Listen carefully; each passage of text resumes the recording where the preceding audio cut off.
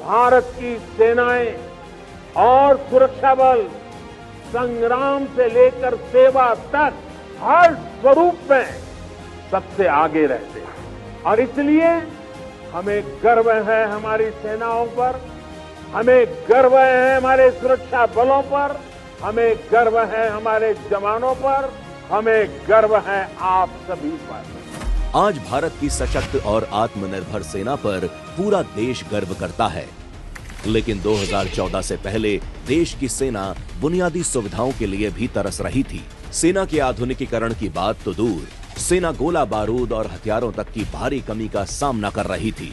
लेकिन 2014 में राष्ट्र प्रथम के संकल्प के साथ पीएम मोदी ने देश की कमान संभाली और रक्षा क्षेत्र को सर्वोच्च प्राथमिकता दी, जिसके बाद न सिर्फ सेना अत्याधुनिक हथियारों के साथ ऐतिहासिक रूप से मजबूत हुई, बल्कि देश में ही रक्षा उपकरणों का निर्माण भी होने लगा, जिसका परिणाम हुआ कि 2020 में पहली बार 5 सालों के लिए 101 तरह के हथियार एवं गोला बारूद के आयात पर प्रतिबंध लगा और रक्षा क्षेत्र में रिकॉर्ड निर्यात के साथ आत्मनिर्भरता के नए युग की शुरुआत हुई।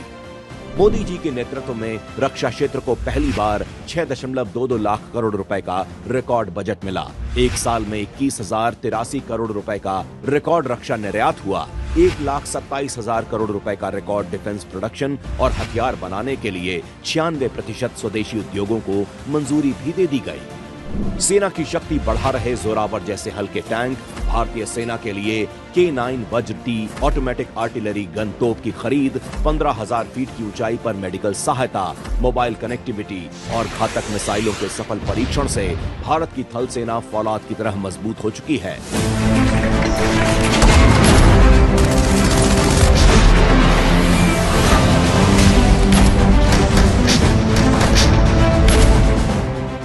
और साथ ही मोदी सरकार में ऐतिहासिक रूप से मजबूत हो चुके बॉर्डर इंफ्रास्ट्रक्चर ने देश की सीमाओं को अभेद किले के रूप में बदल दिया है।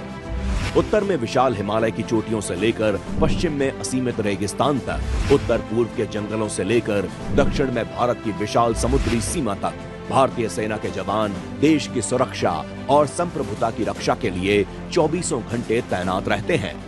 जिसके कारण 140 करोड़ देशवासी निश्चिंत होकर देश की प्रगति में योगदान दे रहे हैं। मातृभूमि की रक्षा के लिए अपनी जान की बाजी लगाकर विकट परिस्थितियों में देश की ढाल बनकर खड़े भारत माता के वीर सपूतों को आज पूरा देश नमन कर रहा है।